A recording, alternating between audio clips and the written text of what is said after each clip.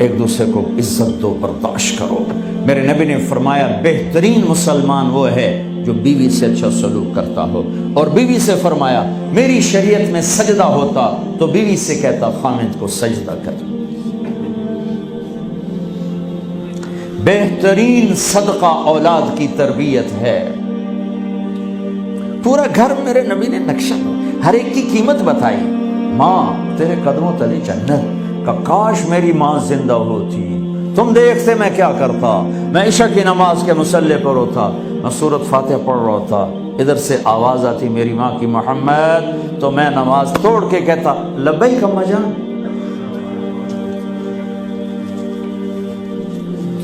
باپ کا تیرے جنت کا دروازہ ہے، باپ تیری جنت کا دروازہ ہے، کھولنا توڑنا نہیں، کھولنا توڑنا نہیں، توڑ دیا تو جنت میں نہ جا سکو گے۔ سب سے بہترین مسلمان جو بیوی سے اچھا سلوک کرے، سب سے بہترین عورت جو اپنے خامند کی منشا کو دیکھے۔ پھر آپ نے ایک عجب بات فرمائی جو معاشرے میں بہت بوجھ بنتا ہے جس کا، ہاں بھائی تمہیں ایسا صدقہ بتاؤں جس سے بڑھ کے کوئی صدقہ نہیں، تمہیں ایسا صدقہ بتاؤں جس سے بڑھ کے کوئی صدقہ نہیں۔ انہوں نے کہا جی کیا؟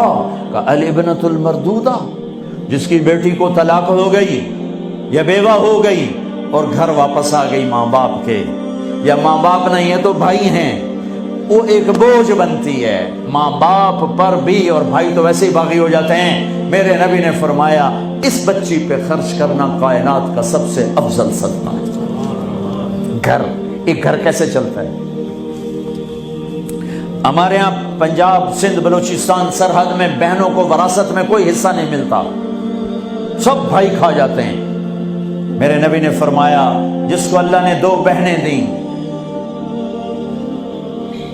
اس نے ان کا حق ادا کیا، شادی کی حق ادا کیا۔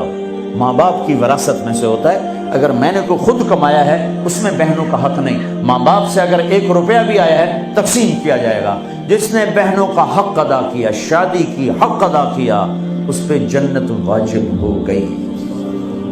جس کو اللہ نے 3 بیٹیاں دی، اس نے ان کی ڈولی اٹھائی، وہ جنت میں میرے ساتھ یوں ہوگا۔ ایک بولے اگر 2 ہوں، کہ جس نے 2 بیٹیوں کی شادی کی وہ بھی ایسے ہوگا۔ اللہ بھلا کرے۔ ایک صحابی کا کہ جس کی 1 ہو، کہ جس کی 1 ہے، اگر اس نے اس کو عزت سے رخصت کیا تو وہ بھی میرے ساتھ ایسے ہی ہوگا۔ پھر کئی بچیوں کو طلاق پڑی ہے کہ اس کو بیٹا نہیں ہوتا۔ یہاں آنے سے پہلے کا واقعہ، پنڈی سے بچی رو رو برا حال اس کا، میں تو فون سنتا ہی نہیں ہوں ایسے کہ میرا تو کلیجہ پھٹ گیا ہے۔ ہے کہنے لگی کہ سسرال نے کہا تھا بیٹی ہوئی تو طلاق دے دیں۔ میں نے کہا اس میں میرا کیا قصور ہے، اور بیٹی ہی ہوئی اور مجھے طلاق پڑ گئی، اور میں گھر آ گئی 22 سال کی عمر میں۔ بیٹی دینے والا اللہ اور ظلم کرنے والا سسرال۔ میرے نبی کو اللہ نے بیٹے دے کے اٹھا لیے، قاسم اٹھا لیے، عبداللہ اٹھا لیے، ابراہیم اٹھا لیے، 4 بیٹیاں دی، 3 زندگی میں اٹھا لی، زینب، ام کلثوم، رقیہ، تینوں آنکھوں کے سامنے چلی گئیں۔ فاطمہ سے نسل چلی، آپ نے فرمایا لوگوں کی نسل بیٹے سے چلتی ہے، میری نسل میری بیٹی فاطمہ سے چلی گئی۔ اس لعنت کو دھویا۔ عورت کا کیا قصور ہے اگر اس بیچاری کو بچیاں ہو رہی؟